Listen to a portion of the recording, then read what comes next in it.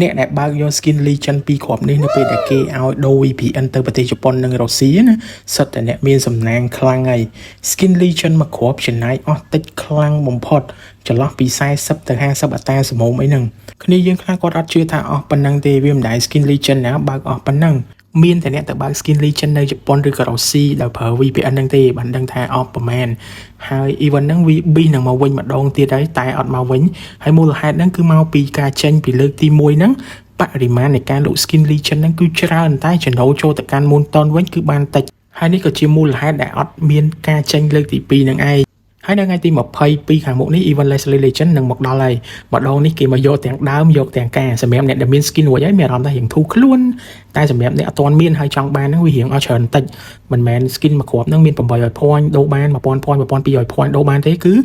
1600 point ដូចទៅនឹង Skin Legend Fanny Lila និង Alpha ជាដើមគ្រាន់តែថាថ្លៃបន្តិចមែនតែមកជាមួយនឹងការ reverb រូបរាងថ្មីនិង skill effect ថ្មី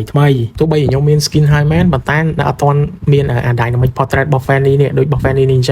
ចឹងក៏ត្រូវការទិញអា dynamic portrait ហ្នឹងមួយសម្រាប់ទុកប្រើវាដែរហើយបើអ្នកទាំងអស់គ្នាមានតម្រូវការចេញភ្លាមយកភ្លាមអីកុំភ្លេចជាមួយនឹង website innovation.com ធានាទាំងសេវាកម្មនិងតម្លៃ link website នៅ bio ក្រោម profile របស់ខ្ញុំឬក៏